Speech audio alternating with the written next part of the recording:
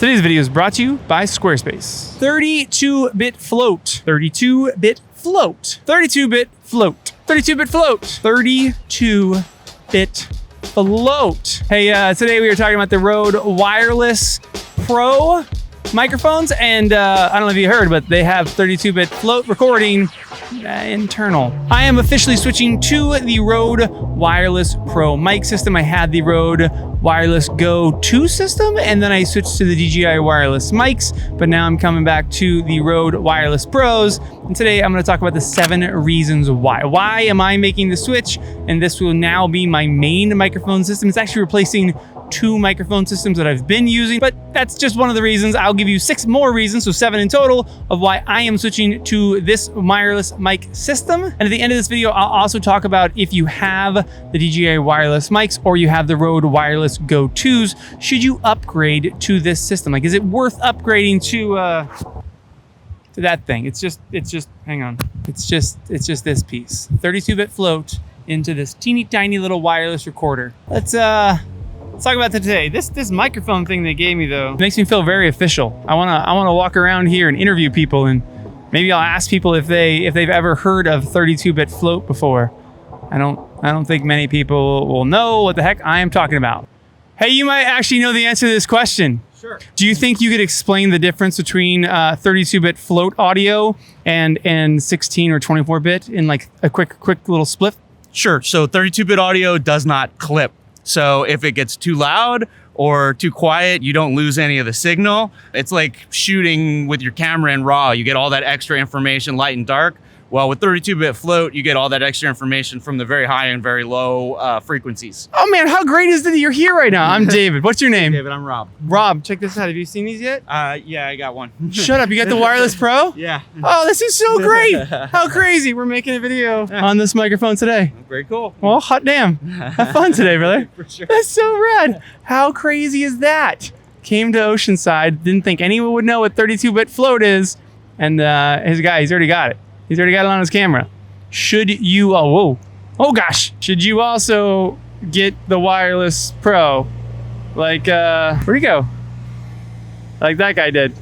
All right, like he mentioned, the very first reason that I am making the switch to the Rode Wireless Pro is built-in 32-bit float audio. Now, he did a pretty good job of actually explaining 32-bit float, but essentially, like, the most simple form is that on a normal microphone, the Wireless Go 2, the DJI wireless mics, or just like your normal camera system, you have to adjust the gain or the input recording volume, we call it gain. You adjust that based on what scenario you're in. So if it's like super loud out, you're recording like a concert, you have to turn that gain way down, otherwise the audio will clip. And when the audio clips, it just goes and then you can't hear anything and it sounds terrible and it is unrecoverable. That's like the key thing there, is that there's nothing you can do in post. If your audio has clipped, it's gotten too loud, you cannot recover that audio. And then on the other side of things is if you record something too quiet. Hey, thank you again, dude. For sure, man. The fact that you were here, that was crazy.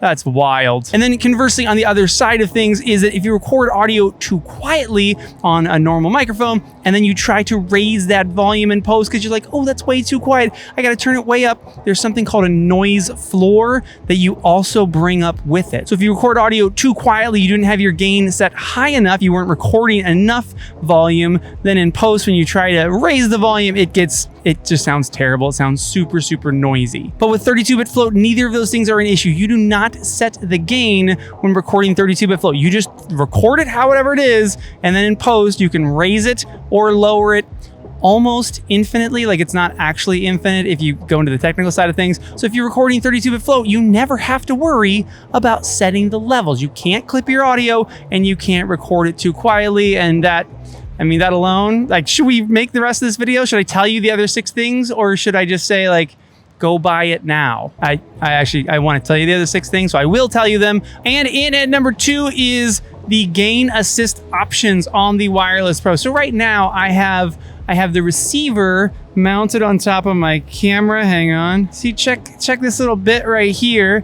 that is going into my camera. And so that means that the signal right here is being recorded internally to the wireless microphone, but it's also shooting it to my camera. And when it does that, it's now not recording 32-bit float because the A7S III cannot record 32-bit float, which I think is kind of silly that cameras these days don't record 32-bit float internally, but it's another video, which means that on my camera, I have to still adjust the gain based on how loud someone's talking into this microphone. But Rode gave us gain assist options. So we can set it to manual and just run, volume up, volume down, gain up, gain down, or we can set it to auto or dynamic. And these two gain assist options make it so that you don't have to mess with the gain too much. Like in an ideal world, I don't have to use the 32-bit float audio that's being recorded internally. Like this is almost like a safety track, and that is just being recorded at perfect volume. It sounds amazing, and I never have to worry about it. The difference between them, by the way, like one's called auto and one called dynamic, but really it's like low and high. Like dynamic is still going to have a lot of fluctuation in the audio. It's going to let a lot of the fluctuation go, and then auto is going to like really scrunch it down. So like if things are super loud and super quiet, you want to be in auto, and it's going to kind of really hold on to that audio better. And then if things are more consistent, you can leave it in dynamic, and you'll hear a little bit more range, a little more bounce and like highs and lows as the audio is being recorded to your camera. In at number 3 is an easy one. The little wireless transmitter, it has 7 hours of battery life. So just this bit, hang on, this little bit right here, 7 hours of battery life, whether you have it clipped on or you have a lav or you have it in something like this. 7 hours of battery life is a whole lot for a little rechargeable mic pack, but this guy comes with a charging case. We're actually gonna talk about the charging case in number 5, but for the charging case, it gives it 2 additional charges. Now that's the same as the DJI wireless mics, but the DJI wireless mics have 5 hours internal. So this one with 7 hours internal and then 2 extra charges gives us 21 hours total, whereas the DJI at 5 hours internal and then 2 charges gives us 15 hours total. What is going on behind me? I think they're doing construction, right there. Let's move somewhere else for number 4. Okay, in for the range test, I got my new fancy tape measure here, and the range on the Rode Wireless Pro is 260 meters, which seems absurd. 260 meters times 3 is 600, and 6 times 3 is 18. 780 feet of wireless transmissions. I have this, hang on. We'll talk more about these new magnetic clips later. Now I can use my fancy new tape measure. All right, 780 feet. Let's test this thing out. Hey, while I do, let me tell you about today's sponsor, Squarespace. Oh, I don't know how to use this thing yet. What do you do? If you don't already know about Squarespace, Squarespace is your all-in-one website building platform where you can easily build a website and maintain it. That's usually what I say to people about Squarespace and why I've used Squarespace for the last 10 years for my photography website, is that it's just so dang easy to use, easy to set up, easy to maintain, easy for me to go in there, customize it or change something or update something. Where am I at now? I'm only at 47 feet. I already feel really far from the camera. That's why, again, I chose Squarespace for my website, and it's why I tell every one of my friends that wants to start a business or really do anything, I just go, dude, start a Squarespace site. Like let them take care of all the back-end website, fancy dancy stuff, and you just focus on your business. You focus on doing what you're doing. I'm at 100 feet. Can you hear me if I face the camera and breaking line of sight? Can you hear me if I turn around and I look away from the camera? If you can, this microphone can easily do 100 feet. And if you are looking to set up a Squarespace website, use that first link in the description, shoot down there, and all you gotta do is go over there to Squarespace and set up a totally free trial. You can go in and build your entire website, build everything out, get it totally how you want it, all for free. Like, see if the tools that Squarespace has match up to your business. Can you still hear me on the Rode Wireless Pro at 200? Look how far I am. Like, when are you this far? This is only 200 feet. Here, face the other way. I'm looking the other direction, so that means that line of sight is broken. I'm interfering with the signal. Can you hear me at 200 feet? Man, 200 feet is already so far. Let's go to 300 feet. Here's 300 feet. This is crazy. This is why I never had one of these tape measures, because, hey, going 700 so far. This is ridiculous. Can you hear me? Wireless signal. Obviously the onboard audio is still there in case this breaks up. I'll turn away and face the other direction. Can Can you hear me without line of sight at 300 feet? Once again, shoot to that first link in the description, go to squarespace.com, get signed up for a free trial. And when you are ready to go live, once you have your Squarespace site built out, you're like, this thing looks awesome, I love it. Use code David Manning for 10% off at checkout. I'm at 400 feet. How does the wireless, I was yelling for a second because the camera's so far away, but I don't have to yell because the microphone's right here. 400 feet, how does the Rode Wireless Pro do? Who is filming 780 feet away from their camera? That would be crazy. I mean, the range is amazing. That's great to have. This means a very, robust signal, but 780 feet, that's far. Very hot out here. Let's go inside and we'll talk about the charging case. In at number 5 is Rode's new charging case for this thing and the little accessory case. The charging case, it does actually a few different things. One, it holds the two transmitters and the receiver in there. I have mine set up so that as soon as I pull this out of the case, it turns on and it starts recording. It's got 44 hours of internal recording. So I just want it to record at all times. Like no matter what, even if I'm not filming a clip, I just want this to film one super long clip the whole time that I'm out and about. Unless again, I put it back in the case, then it will film a new clip the next time I open it again. And then I'll just take all of my camera's clips that I use throughout the day, lay them on the timeline, sync it all up, and then start chopping up a video. And there's two tricks or two things about this case that I like so dang much. One, let's open up this accessory. Look at this accessory kit that comes. Look at this thing. Look, it's got a bunch of like your cables all go up here. These new magnetic clippy bits go here, and then check this out. Boom, it's just got like, also, still have the stuff. Look at all these foamy bits, and check this out. It comes with 2 of the Rode lavalier. These are $100 a piece. So just for these 2, that's $200. The value that you're getting, we'll talk about price at the end. But pretty much anytime I am using one of these, if I don't have a lav plugged into it, I'm always going to have one of these little wind muff bits locked onto the top. And one super annoying thing about the DJI wireless mics, where are they? Is that on the DJI wireless mics, as much as I loved this case, I think it's a really slick case, like comparing the DJI case to the Rode case, it's a little chunkier and fatter, and this is just very like slim line, sticks into a little spot. I do like that, but you cannot keep the wind muff on the DJI mic while it's in the case. So every time that you put your mics back into the case, whether you want to charge them up or do whatever you want, you have to take this bit off, because if you put it in like this, there's no way you could close that case with the muff bit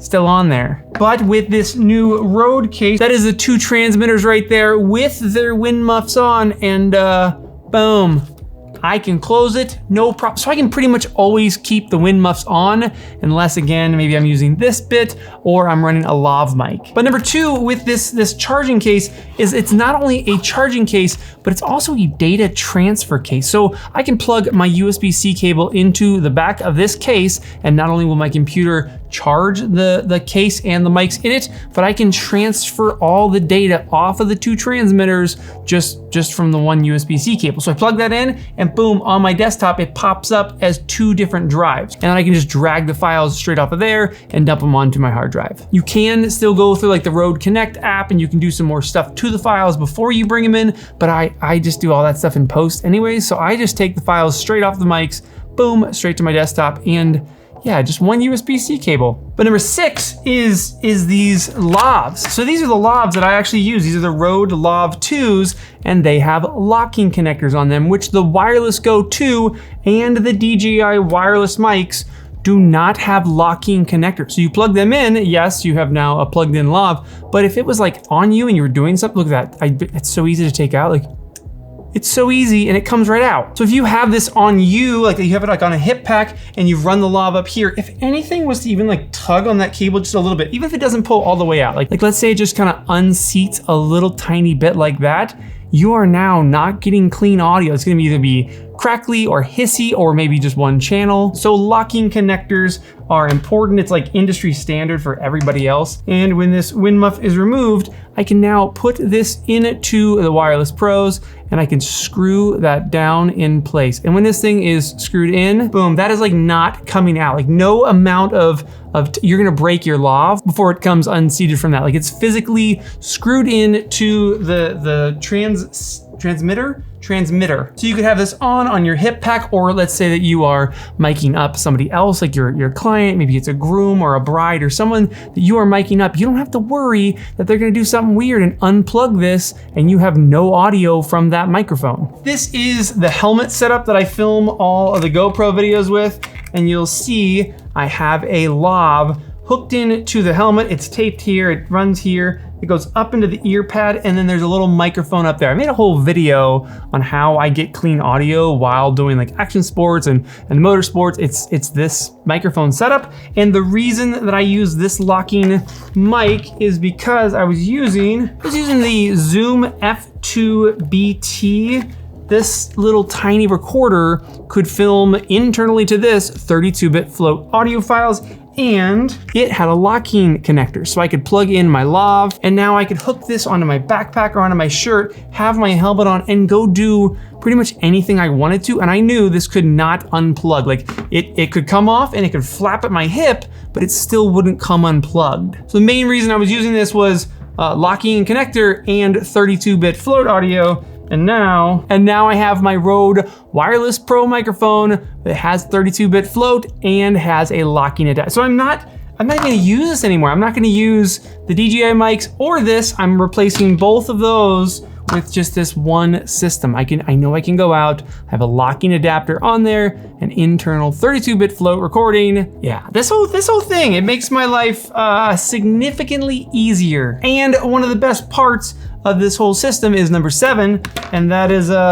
that's the price. This wireless audio solution that records 32-bit float files internally, that shoots your wireless transmission at 260 meters, that has a case that keeps the wind. There's so many reasons why this is so good. Oh, it comes with $200 worth of lavs, a bunch of other accessories, and we're looking at $399 for all this. Like on a value, I would say this is probably the best value in audio right now also. Like it's the best wireless audio kit for sure, but it's also the best value in audio, being that they give you so many different accessories. They give you the magnetic clips, all the cables that you need. You got an accessory case for all your accessories. You got the lavs, you got the lav clips, you got the big fuzzy wind muffs for the lavs. And again, $399. If these 7 reasons haven't convinced you that this totally makes sense to move to, I don't know what would. Now, should you move from something like the DJI wireless mics or the Rode Wireless Go 2s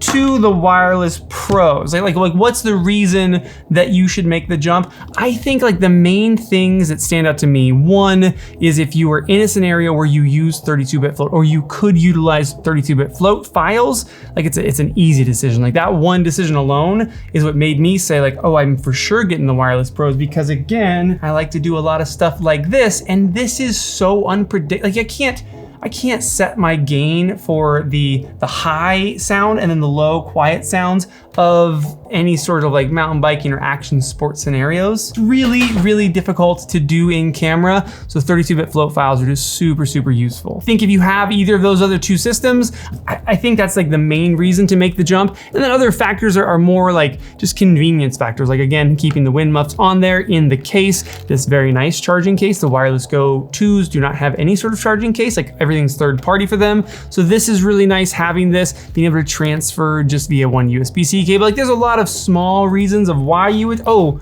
this also has time code. I don't use time codes, so this didn't make my list. Check some other videos or check Rode's website. If you are somebody that uses time code, yes, these are time code compatible. And I'm very, very stoked on, I really like this thing. I wanna find more times or more instances where I go like talk to people on the street. I do really like this.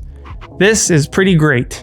I want to think of reasons or times to go interview people on the streets. And look, I have 2. Where'd it go? Haha, I have 2. So I could go on the street somewhere and I could be like, hello there, how are you? And then ask someone a question and feel really fancy. I like this microphone. Like, hey, tell me what you guys think of the Rode Wireless Pro system. It's a new system. Again, 32-bit float is like, it's the killer feature. It's like the main thing that you would buy this for. Or upgrade for that. What are your thoughts? Let me know down in the comments. I'm gonna say that right now, this is for sure the best wireless system in the game. Any other questions you have on this microphone system, again, let me know down below and I will get them answered for you.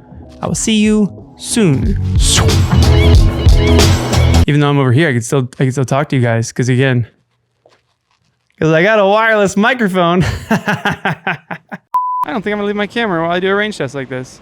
There are a group of gentlemen right behind my camera that are suspiciously on the beach. Like, I don't look like I'm in beachwear right now, but if this camera was pointed that way, you would see they do not look beach ready, but they're on the beach. They're right by my camera. I don't think I'm gonna walk the 780 feet away from my camera and leave it there and give them that much of a head start if they were to grab this thing and run. Bye. You're cookie. Go. Go make me cookies.